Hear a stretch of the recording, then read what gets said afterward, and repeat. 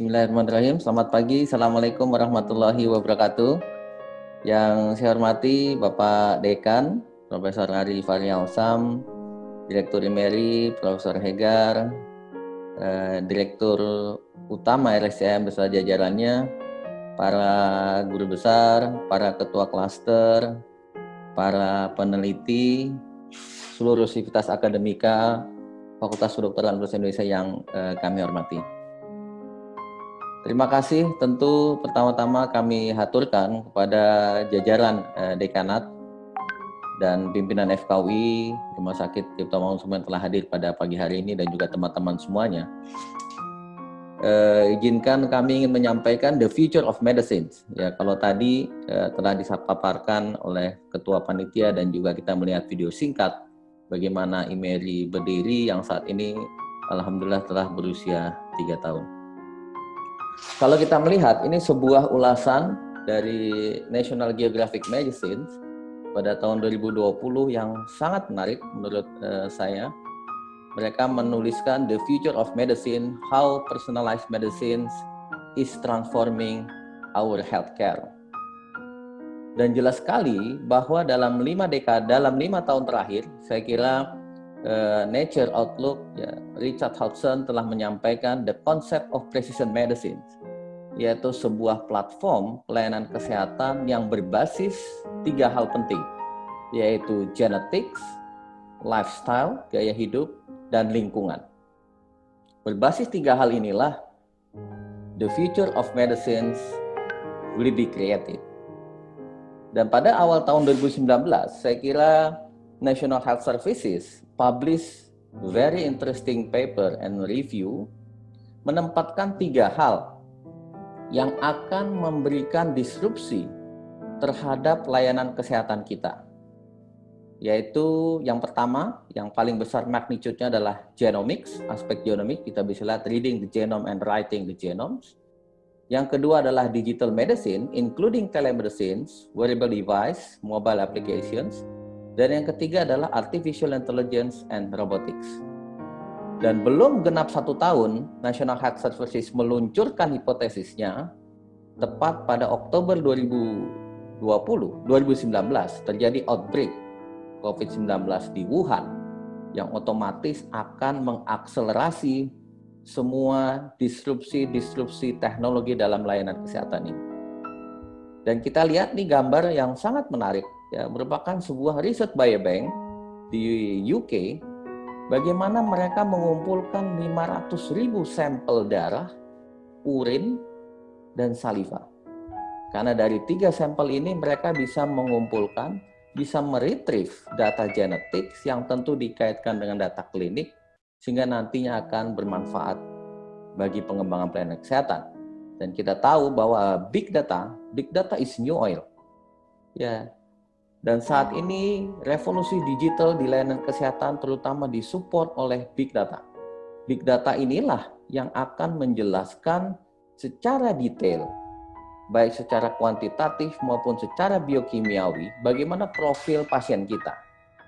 Dan kita bisa lihat di sini bahwa precision medicine ya bukan saja berfokus kepada orang atau pasien ansih, tetapi juga akhirnya membawa ke depan bagaimana from personalized giving impact to the society. Ya, kita bisa lihat di data omics yang sangat banyak digabungkan dengan data klinik, environment dan behavior dan social, kemudian membawa kepada fenotype yang baru.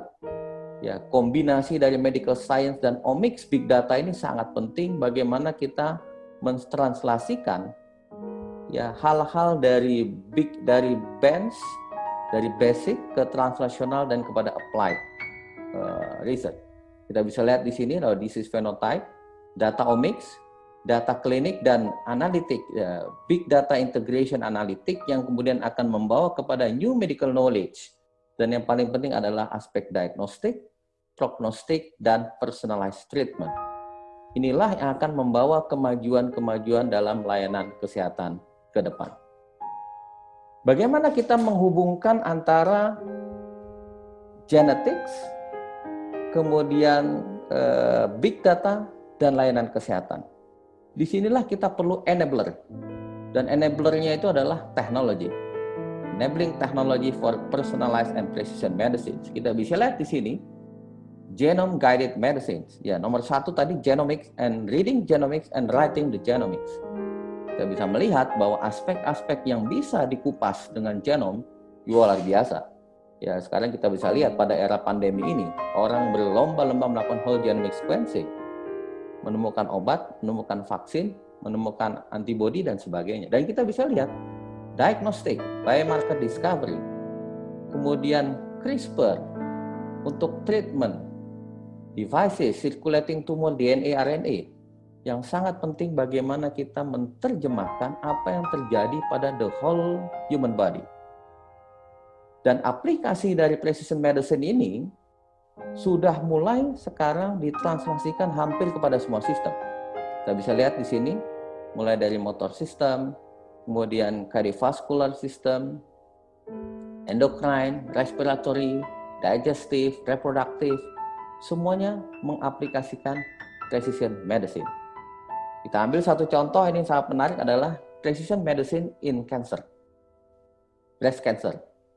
Silakan dilakukan gene sequencing, kemudian searching for therapeutic targets, targeted therapy, finding the mutation, prognostic marker, precision treatment.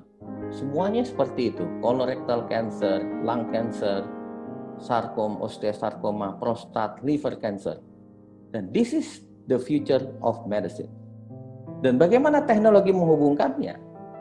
Dengan advances in health technology, tentu pemanfaatan precision medicine ini bisa dipermudah, bisa di-bridging antara precision medicine dengan penggunaan sehari-hari. Kita bisa lihat, ya adanya mobile application, mobile health tracking, orang bisa melakukan tracking, orang bisa melakukan disease prevention, mobile health monitoring, risk factor management, mobile medical testing, telehealth, telerehabilitation, dan sebagainya. Ini adalah bagaimana kaitan antara precision medicine and technology. Engineering personalized medicine technology, kita lihat tadi wearable device. Tadi nomor 2 adalah digital medicine. Dengan adanya perkembangan teknologi wearable device, ya, orang berlomba-lomba menggunakan wearable device untuk diagnostik. Diagnostiknya sangat non-invasif, near-invasive technology in diagnostic. Bisa melakukan diagnostik melalui keringat, darah, air mata, circulating tumor cell detection, dan sebagainya. Yang nantinya dengan artificial intelligence bahkan bisa dikembangkan, disambungkan dengan pengembangan obat-obatan, dengan pemilihan obat-obatan yang tepat, pharmacogenomic, pharmacogenetics, dan treatment, nanomedicines, ya, combination terapi, bagaimana bridging wearable technology with AI, dan semua platform teknologi yang akan sangat bermanfaat. Dan inilah peluang-peluangnya. Karena itu, Imeri merupakan sebuah konsep convergent thinking in life science, in medical science, in social humaniora, and technology. This is convergent thinking. Kita lihat bagaimana peluang-peluang digital health application yang sangat membantu precision medicine ke depan. Ya, epigenetics, personal health device, telemedicine, diagnostic, imaging, pharmaceutical, implantable device, ya, personalized therapeutic, geospatial, health information, dan ke depan adanya robotics dan targeting device. Bagaimana orang mengembangkan 4P sebenarnya di precision medicine? Predictive, preventive, participatory, and personalized. Karena itu continuously monitoring the human machine. Sekarang teknologi yang paling ke depan adalah Huawei. Huawei mengembangkan medical device yang luar biasa. Ya, bisa melakukan continuously monitoring. Bahkan pada saat orang tidur. Menggunakan contact lens, dokter mata, bisa mendeteksi kadar glukosa di dalam darah. Ya, di mata, tekanan, dan sebagainya. Bagaimana orang sekarang bisa mendeteksi, ya, di toilet, ya, bagaimana urin dan feses itu bisa dideteksi. Smart mirror, di kitchen, smart refrigerator, di kendaraan, smartphone pada saat lari, Di lab electronic gnosis, kita lihat bagaimana the technology enabling personalized medicine, precision medicine into reality. This is the future of medicine. Dan kita lihat dengan adanya teknologi, maka individual health risk factors are assessed. Kita mendapatkan risk assessment yang continuously terus-menerus. Family history, genetic screening, dan bagaimana orang bisa berpartisipasi aktif yang kemudian nantinya akan diintegrasikan menjadi sebuah data yang luar biasa besar. Inilah yang kita kenal dengan big data atau mahadata, yang kemudian dianalisis menggunakan berbagai macam platform, machine learning, ya, pattern recognition. Keluarlah platform yang bisa membantu orang untuk memprediksi, meramalkan, dan mencegah terjadinya sebuah penyakit. Dan konsepnya adalah ini, bagaimana data sangat penting. Karena itu, saya kira kita, IMERI, merupakan sebuah mesin yang menggerakkan riset dan inovasi Academic Health System Universitas Indonesia. Ada Pak Dekan di sini sebagai the head of Academic Health System UI. Bagaimana data ini sangat penting, the big data collection, hospital data. Kemudian nanti akan diproses menjadi dengan bantuan AI dan machine learning menjadi sebuah model. Dan data yang luar biasa ini akan sangat bermanfaat bila bukan hanya data klinik, tetapi juga data genomik. Dan ini berbagai modalitas yang berperan ya dalam praktek kita sehari-hari. Ini contohnya dalam reproductive medicine yang sehari-hari kita kerjakan di IMERI. Another things about big data adalah bagaimana big data itu dengan teknologi analitik big data kita bisa melakukan screening potensi-potensi zat aktif yang terdapat dalam Indonesian Biodiversities. Ini salah satu karya dari teman-teman cluster Big Data and Bioinformatics, ya, menggunakan machine learning, menggunakan SVM, mereka bisa memetakan 6 zat kompon yang berpotensi menghambat perkembangan SARS-CoV-2. Dan itu antara lain terdapat pada jambu. Ini bagian dari proses pengembangan obat drug discovery yang tadinya sangat panjang, karena kita tahu ada proses in silico, ada proses in vitro, ada in vivo, dan ada clinical trial. Dan dari in silico sampai in vitro, dengan adanya teknologi big data, adanya teknologi artificial intelligence bisa memendekkan waktu. Sehingga adanya teknologi ini, ya, big data dan artificial intelligence memungkinkan akselerasi drug discovery. This is the future of medicine. Dan kita lihat precision medicine bukan hanya berbicara masalah klinik, tetapi juga berbicara mengenai public health management, the precision of public health.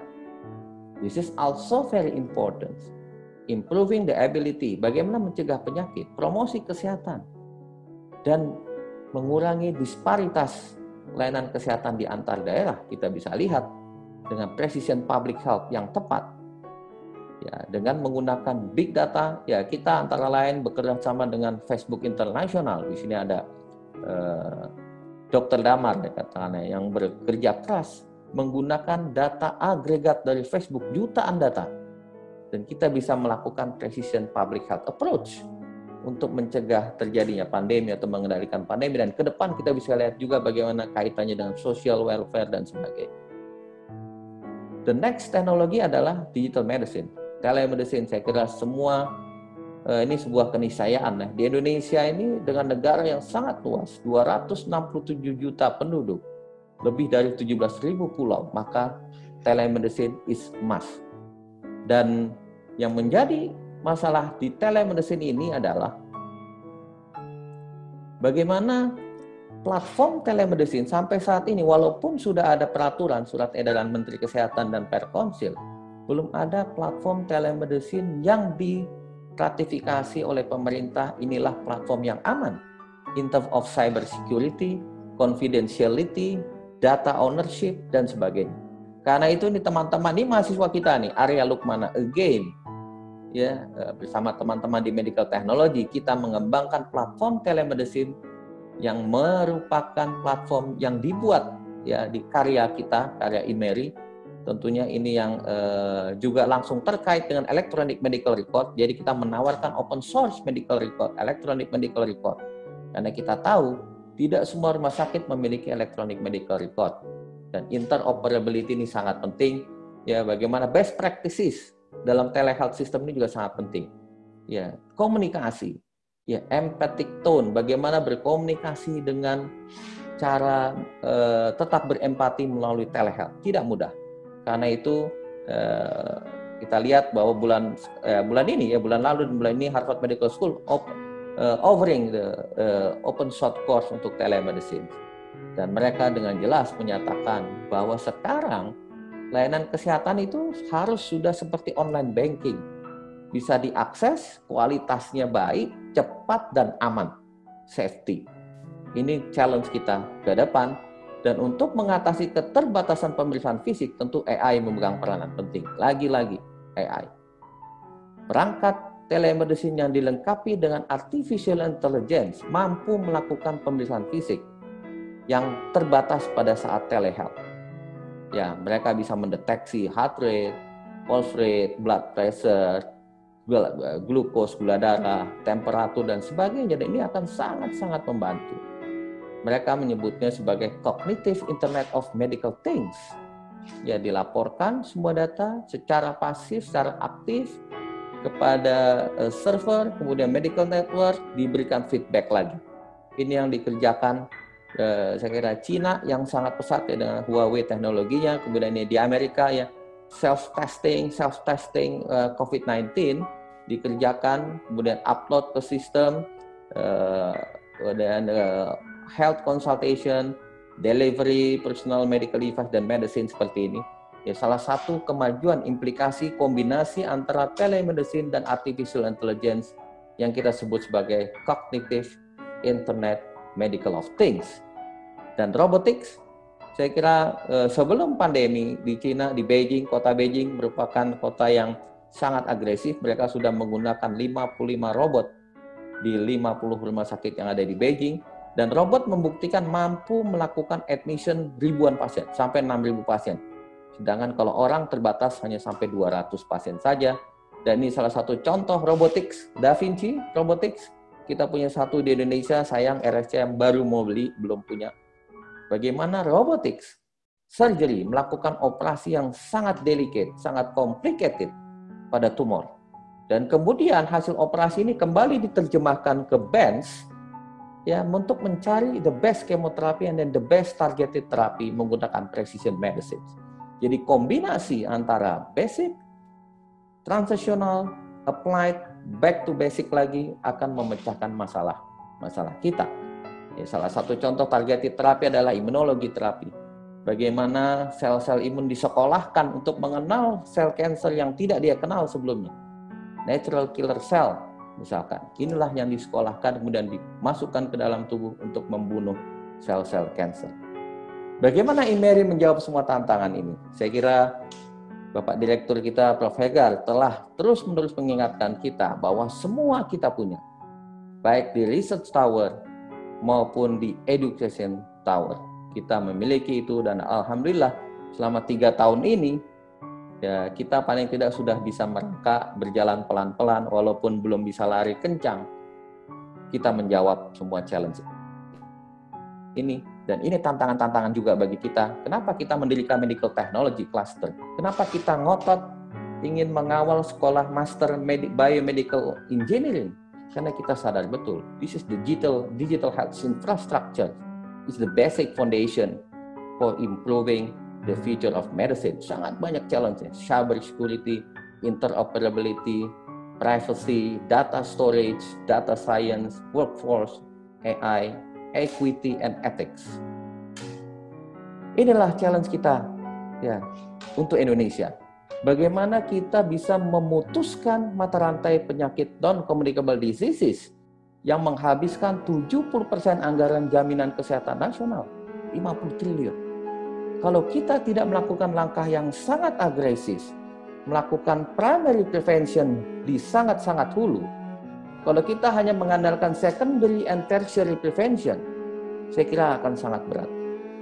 Ya, kita harus bermain di sangat hulu, lakukan early neonatal mandatory screening untuk penyakit-penyakit non-communicable diseases, cardiovascular disease, cancer, chronic kidney disease, ya, diabetes mellitus, ya, itu yang menyedot anggaran-anggaran yang besar.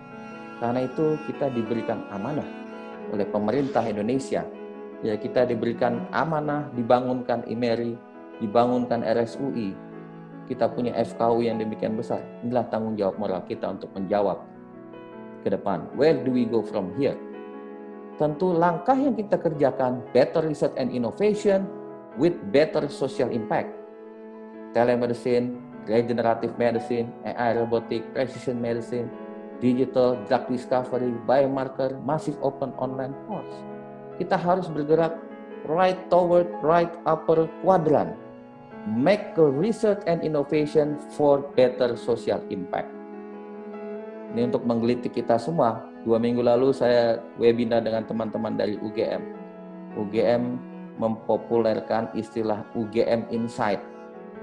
Ya, dia mengacu pada Intel Insight. UGM Insight, di mana-mana ada UGM. Nah, sekarang kita tidak boleh kalah. Ya, berkolaborasi dalam hal kebajikan tentunya. FKUI effective everything, seperti itu. Mungkin itu ya social impact yang sangat kita harapkan. Dan terakhir, dan sebagai take home message, kita tahu the future of medicine, one of things is precision medicines. Looks very promising and challenging untuk meningkatkan akurasi, safety and efficacy, promotive, preventive and diagnostic. Nomor 2 adalah big data.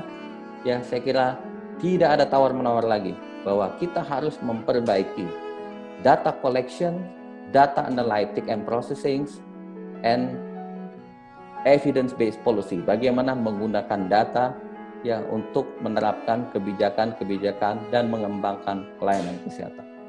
Dan teknologi is enabling the precision medicine. Ya. Digital health, dan sangat kita ini tantangan yang harus kita penuhi bahwa digital health teknologi ini adalah backbone untuk mengembangkan layanan kesehatan dan harus kita penuhi syarat-syaratnya tadi. Infrastructure, safety, quality, privacy, confidentiality, ethics, dan sebagainya, sehingga kita bisa menjawab 4P ini: predictive, preventive, personalized, participatory. Terima kasih dan happy birthday untuk IMERI. Selamat pagi, Assalamualaikum warahmatullahi wabarakatuh. Waalaikumsalam.